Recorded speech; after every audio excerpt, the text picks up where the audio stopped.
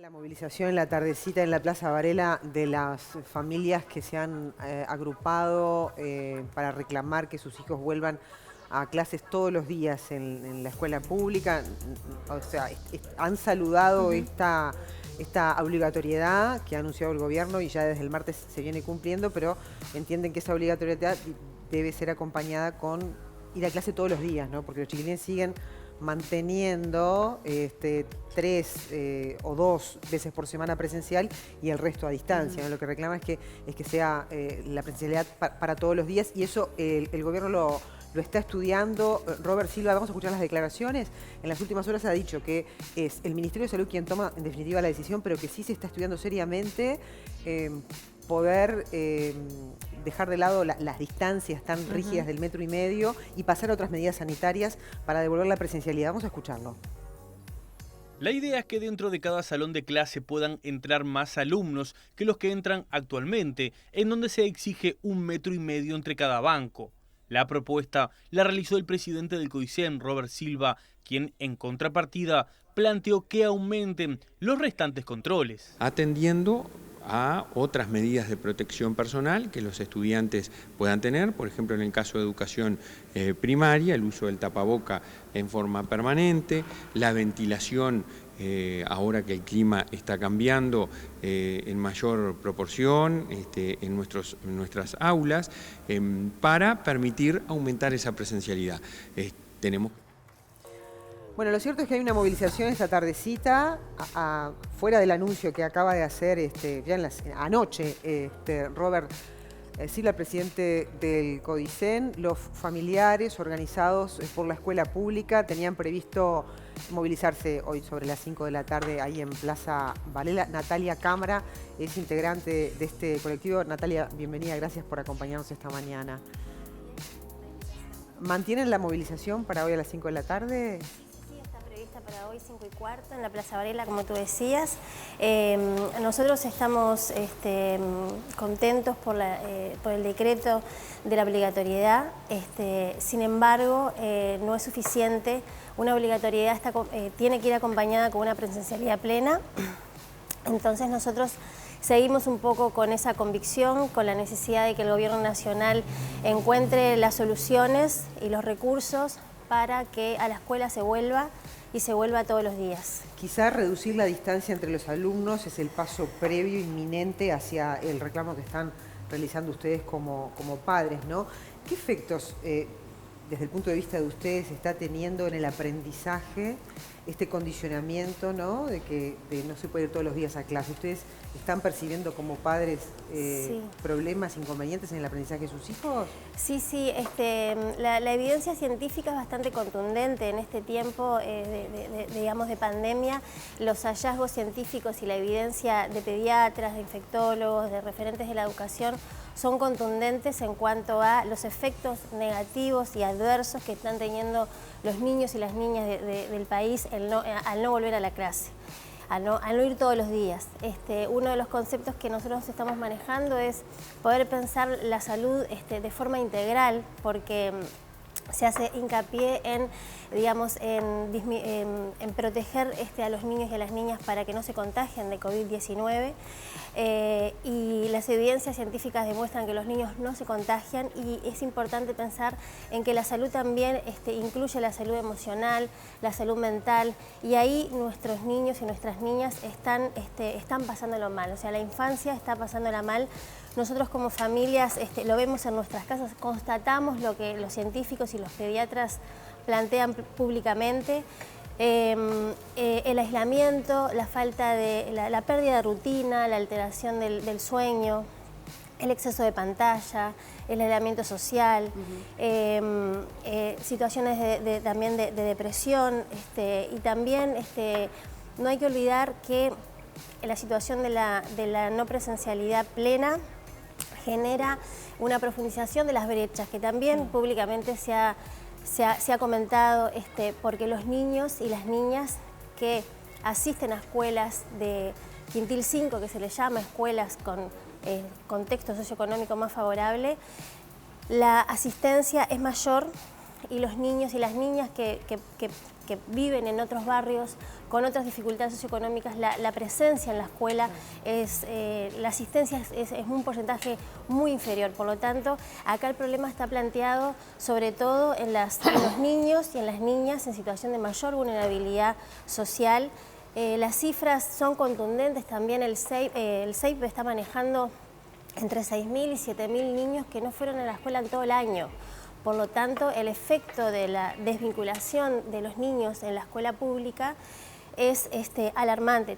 No olvidemos también que el 82% de los niños y las niñas del país, o sea, 8 de cada 10, van a la escuela pública. Claro. O sea que estamos hablando de casi todos los niños del país. La realidad es que el gobierno siempre que ha podido mover una perilla lo ha hecho, incluso comparado con otros países de la región y del mundo, estamos con una apertura económica casi total.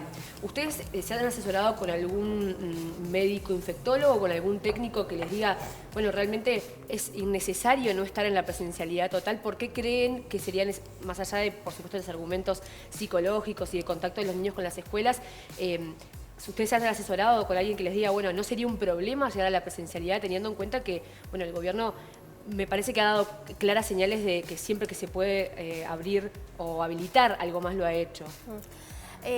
Ahí hay un tema importante. Sí, nosotros como familias organizadas de la escuela pública, porque eso hay que decirlo, la pandemia nos agarró organizados y eso creo que es una fortaleza que la escuela pública también tiene. O sea, las familias no surgimos a partir de la pandemia, ni tampoco nuestro leitmotiv ahora sí es la presencialidad, pero nosotros venimos trabajando y organizándonos en distintos temas, por lo tanto, está el derecho a la educación vulnerado en primera instancia, eso es una de las cosas que nos preocupa. Nosotros somos ciudadanas del Uruguay, no somos científicos, no somos economistas y lo que estamos en este momento es reclamando el derecho a la educación que está vulnerado y exigirle al gobierno que garantice el derecho a la educación. Como tú decías, es verdad que Uruguay en la región está bastante pionero en términos de la apertura en las escuelas. También están las evidencias más que claras que no han habido casos en nuestro país, o sea, el riesgo de infección ha sido muy bajo y si pudiéramos, claro, con el diario del lunes es más sencillo, ¿no? Porque desde marzo a la fecha, si hubiéramos tenido la información que hoy tenemos, al principio estábamos muy paralizados. En marzo recuerdo que estábamos con temor, todo el país, y también la preocupación de que los niños eran la población que más queríamos cuidar, y las evidencias científicas son contundentes, demuestran que los niños justamente no son población de riesgo y que los riesgos mayores que están teniendo nuestros hijos, la infancia en nuestro país, es no ir a la escuela. Claro.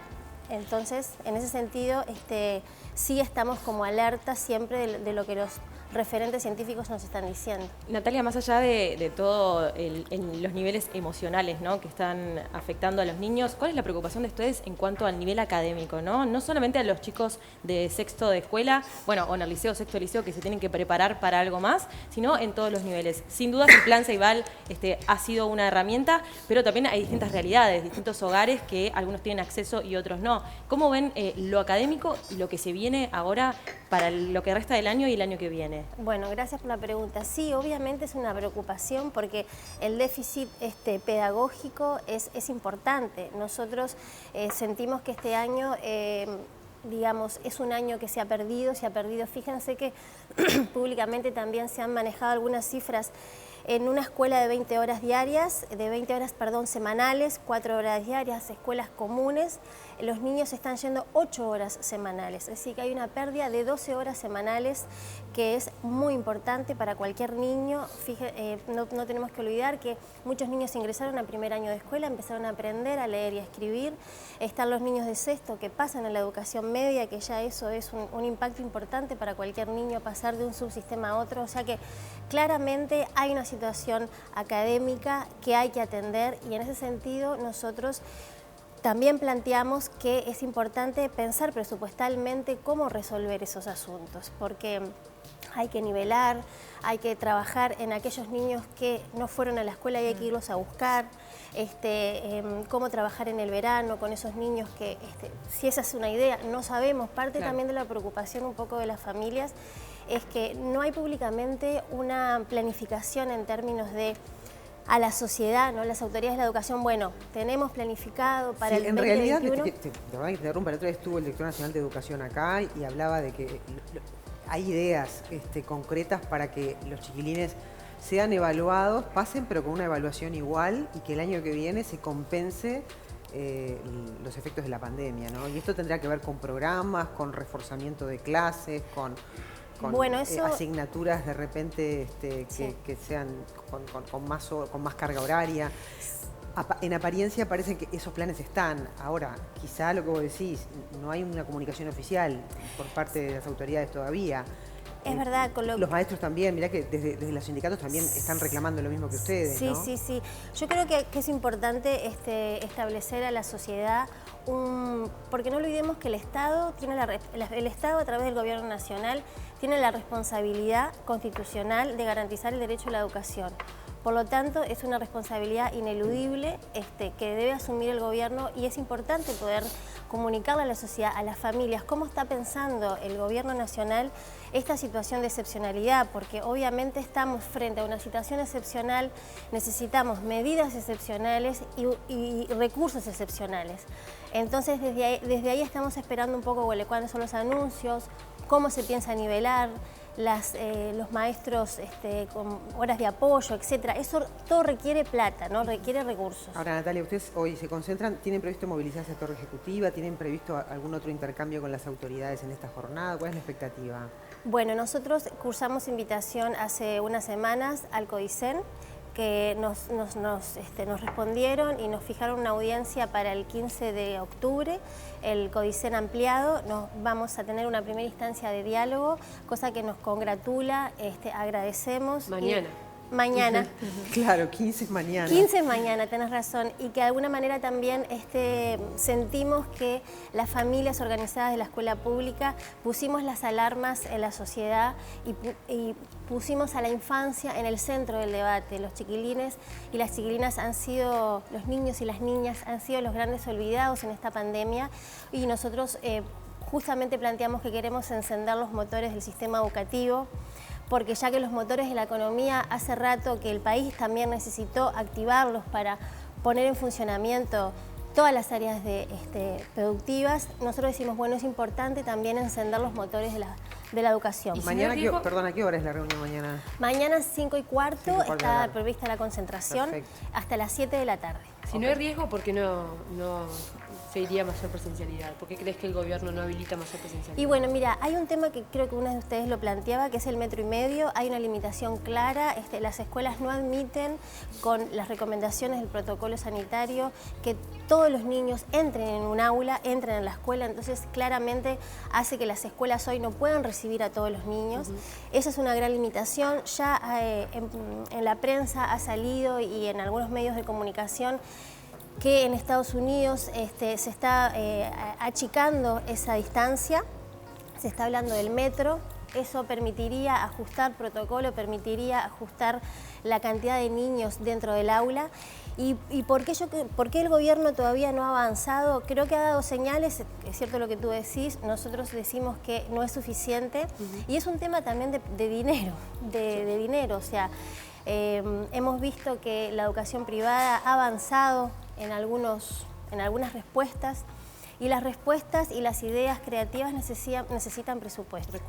Recursos. Y en este momento el país clave donde el presupuesto nacional está en el Parlamento y se está discutiendo justamente los dineros públicos, hacia dónde van. Bueno, nosotros decimos la educación está en emergencia nacional y necesitamos que el gobierno nacional coloque la educación en el lugar que tendría que estar. Natalia, muchas gracias por haber venido esta mañana. Gracias a ustedes. Suerte en esa reunión, ojalá que salgan buenas conclusiones. Gracias. Y una hoja de ruta, ¿no? Sí. Sobre todo pensando en los chiquilines, en los niños, que por todas las circunstancias que vos narrabas, es bien necesario que recuperen la presencia de la educación escolar, ¿no? Gracias, Natalia. Gracias. Bueno, estamos en la...